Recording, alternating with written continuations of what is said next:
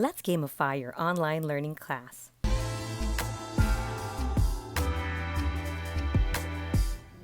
Hi, I am Joyce Zerda, music teacher, art teacher, coding teacher, and most significantly, tech integrator of MZ Christian School Incorporated in Cebu City. To give you a little background, I help teachers research, discover, learn, and deploy applications or websites that they can use to augment learning and excite their students' classroom experience. Now that I think you know a little bit about me, let's get into the main topic. How to gamify your remote class. Introducing gamified apps in the classroom has been practiced by a lot of schools. And if you're a teacher who's already been using this strategy, you might be familiar with some of the applications that we'll be talking about today. However, for this session, I want to focus on bringing the same kind of gamification into your remote class. Yes, whether you're on Zoom, Google Meet, Teams, or whatever video conferencing platform your school decides to use. Before we dive into the apps, let's get to the whys. Why gamify? Gamifying allows communication, enhances critical thinking, encourages teamwork, and you can also use it for assessment. Let's talk about communication. We already know that students who've completed the previous school year through Zoom classes have experienced exhaustion. So much so that the term Zoom fatigue has been coined and talked about in many articles and research papers in relation to remote learning. So, most schools are not recommending daily Zoom or video conferencing classes. For the first few months, we might start off having excited learners who can't wait to see their friends or meet new classmates through their screens. But think about that.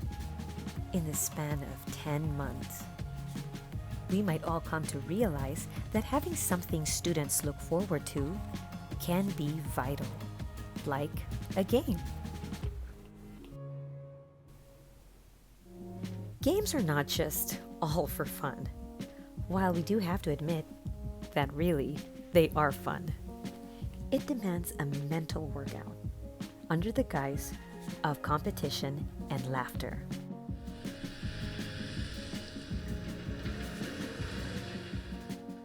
Some types of games are played individually, but there are also games where students work as a team. This builds their relationship with one another. And lastly, assessment. We can use games in place of a quiz, review lessons, or even administer an exam. Most educational gamified apps and programs allow you to collect raw data that can be used to grade and evaluate your students' works. And personally, I find this the most authentic. You know a student has genuinely learned when they are able to apply what is ironed in.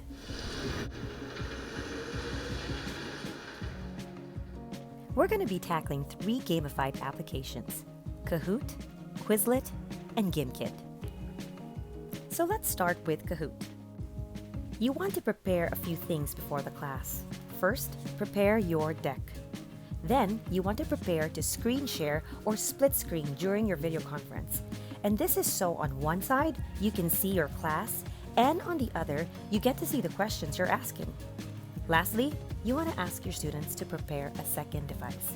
Now, this is optional, but for Kahoot, they need a second device to act as a game console while the questions are shown on screen.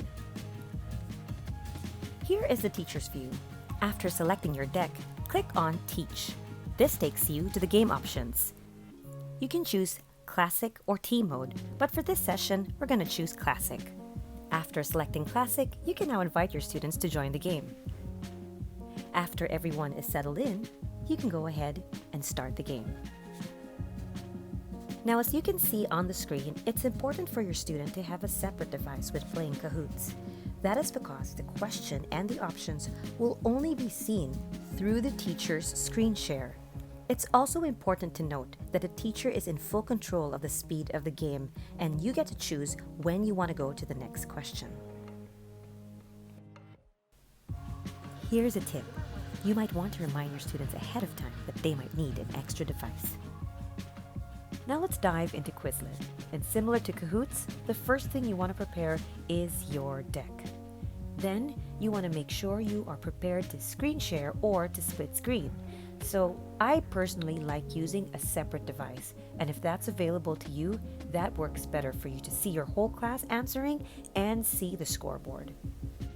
Once you've chosen a deck, there are a whole bunch of options on the left-hand side. Click on Live.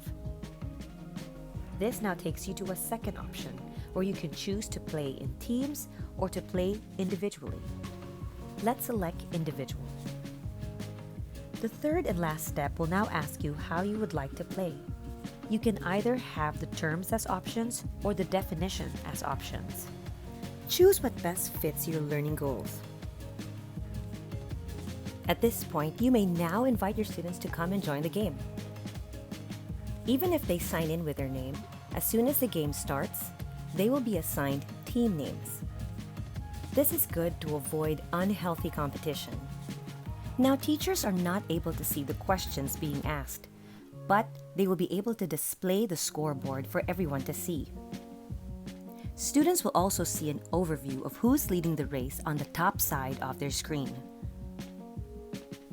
It is ideal in remote learning for students to play individually. But if you're up for a challenge, why not try team mode? Let's see how that works. Students are automatically assigned to teams as equal as possible. You are not able to create your own teams. However, you are able to shuffle the teams as many times as you like. In team mode, you need a minimum of 4 players.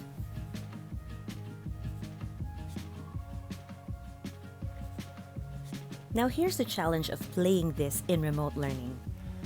The correct answer is only given to one member of the team, and the other members are unable to see the options of their teammates.